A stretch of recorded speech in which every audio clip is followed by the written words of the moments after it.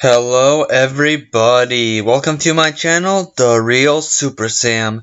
Today is another comic book review and I hope you enjoy. Happy Valentine's Day. I seem to be celebrating every big holiday on my channel, huh? Personally, I'm single and ready for Pringles, but I still enjoy the holiday. Today I'm steering to another comic that was published more recently, Harley Quinn's Valentine's Day special, to celebrate the Day of Love. Just batty over you. It starts with Harley Quinn just being typical Harley Quinn, and when I imagine her, this is how she acts like, even on the second page. I know the writer knows Harley Quinn. We're introduced to the villain of the story, the Mighty Carp.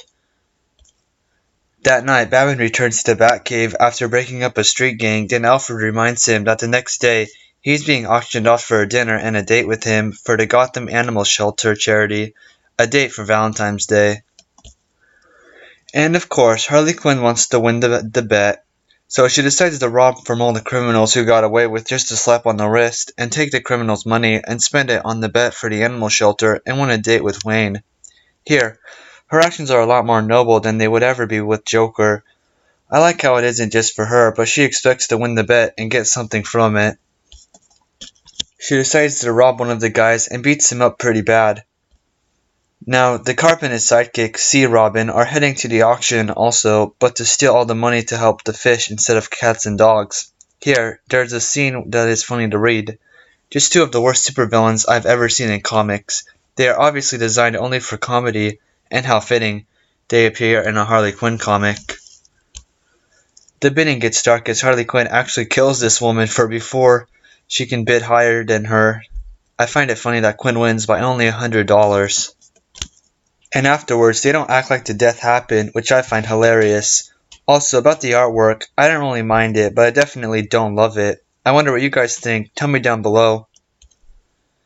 Then, the Curry and his sidekick Sea Robin show up and rob everyone, capturing Harley Quinn in an electric net and covering Bruce and others in some sea slime to make them all fall asleep.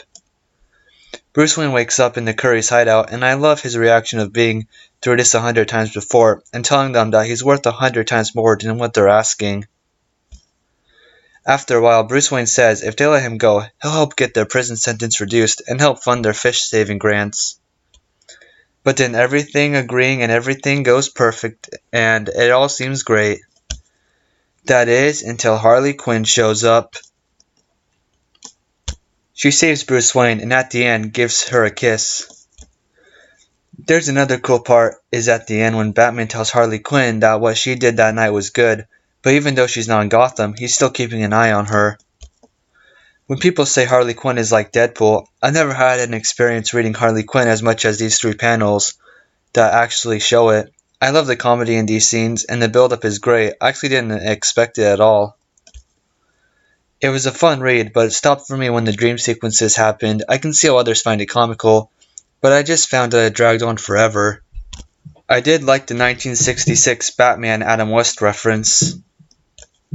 Poison Ivy has a cameo in this also, but she doesn't really do anything here. It's cool to see her, my favorite female supervillain.